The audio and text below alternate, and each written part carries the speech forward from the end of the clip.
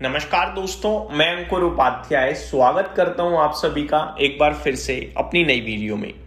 परेशानी दिन प्रतिदिन बढ़ती जा रही है दोस्तों। और पहले मैंने आप सभी के साथ जब 3 दिन या 4 दिन पहले एक रिपोर्ट शेयर करी थी डीबीएस बैंक की तरफ से, उन्होंने कहा था कि वर्स्ट केस सिचुएशन में कच्चे तेल का भाव $150 प्रति बैरल हो सकता है, जो कि मतलब धज्जियां उड़ाने के लिए काफी है इकोनॉमी की, इंडिया जैसी कंट्री की स्पेशली। दोस्तों कभी कभार आपको ऐसा भी लगता होगा यार इंडिया को ही क्यों फर्क पड़ता है, कुछ भी होता है दुनिया में। तो एक्चुअली में ना फर्क ग्लोबल लेवल पे अगर आता है तो हमारे देश में आता है। लेकिन करंट सिचुएशन ऐसे देखो, इजराइल हमास हुआ था, फिलिस्तीन हुआ था, रशिया यूक्रेन हुआ था, इन सबका इंपैक्ट था लेकिन 2 दिन या 3 दिन। और जो रशिया यूक्रेन था ना, वो तो मुझे अच्छे से याद है, शुरुआत में ये एक झटका दिया था और तुरंत ऊपर चला गया था। ये गाजा पट्टी इजराइल हमास, इनसे तो फर्क भी नहीं पड़ा था मार्केट को। लेकिन जब दुनिया के बाजार किसी भी चीज पे रिएक्ट करते हैं तो हम भी रिएक्ट करते हैं, लेकिन वो रिएक्शन इंपॉर्टेंस रखता है कि मैटर क्या है। मैटर अगर एक्चुअली में केवल लड़ाई है जिससे इंडिया को कोई फर्क नहीं पड़ रहा दुनिया में, उसके चलते थोड़ी सी नेगेटिविटी आई है तो हम गिर जाएंगे, लेकिन अगले दिन से तेजी आ जाती है। करंट सिचुएशन है डिफरेंट। इसीलिए आपके साथ जिस दिन पहली बार गिरा था ना बाजार मंडे को, तो मैंने कहा था अभी वेट करेंगे, लेकिन वेंसडे को मेरे को फीलिंग आई थी कि शायद बॉटम आउट टाइप सिचुएशन बन रही है। अब कोई फ्रेश बिग नेगेटिव न्यूज नहीं आ रही है। इवन दोनों पार्टीज की तरफ से, यूएस और ईरान की तरफ से समझौते को लेकर भी कमेंट्स आए थे, जिसके चलते कच्चा तेल आपका वहीं का वहीं था, गिरा नहीं था, लेकिन गोल्ड सिल्वर गिर गया था। कच्चा तेल भी गिर जाता तो मैं डबल कन्विक्शन के साथ कहता, बट क्योंकि कच्चा तेल नहीं गिर रहा था, बस बाजार न्यूट्रल और थोड़ा पॉजिटिव हो रहे थे, तो मैंने कहा था कि अगर कच्चा तेल गिर जाए तो बन गई बात, फिर तो तेजी है। लेकिन अगर कच्चा तेल नहीं गिरता है तो फिर अलर्ट है। वो नहीं गिरा।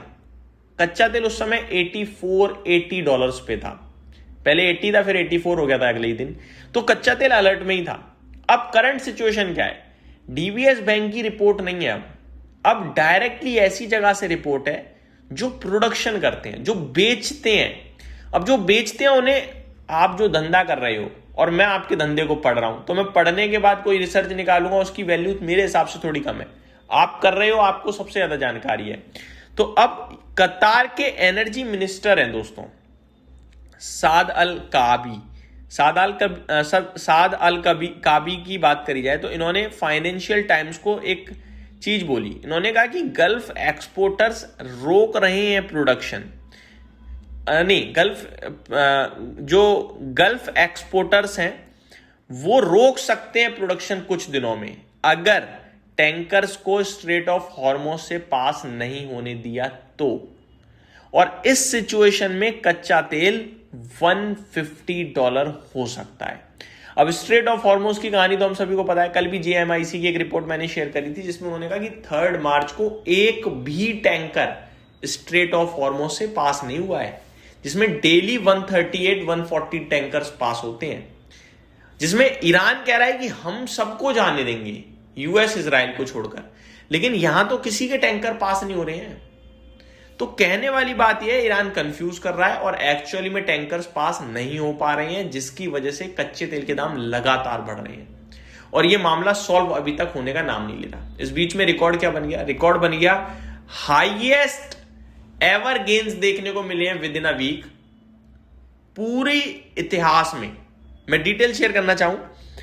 Oil surges 35% this week for biggest gain in future trading history dating back to 1983। 1983 के बाद से पहली बार एक सिंगल वीक में ऑयल फ्यूचर्स 35% भागा है।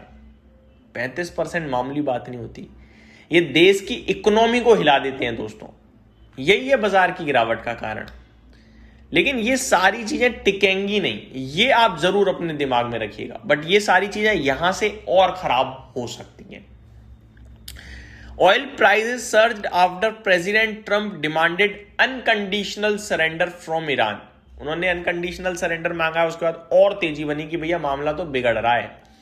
फिर कतर के एनर्जी मिनिस्टर साद अल काबी का बयान आया है फाइनेंशियल टाइम्स को। उन्होंने कहा कि gulf exporters would halt production in days if tankers can not pass the strait of Hormuz. This could spike oil prices to $150 a barrel in the coming weeks and bring down the economies of the world, Kaabi said. ये पूरी दुनिया की economy तोड़ेंगे, ऐसा नहीं है कि केवल और केवल इंडिया, पूरी इकोनॉमी दुनिया की, जहां जहां कच्चा तेल खरीदा जाता है.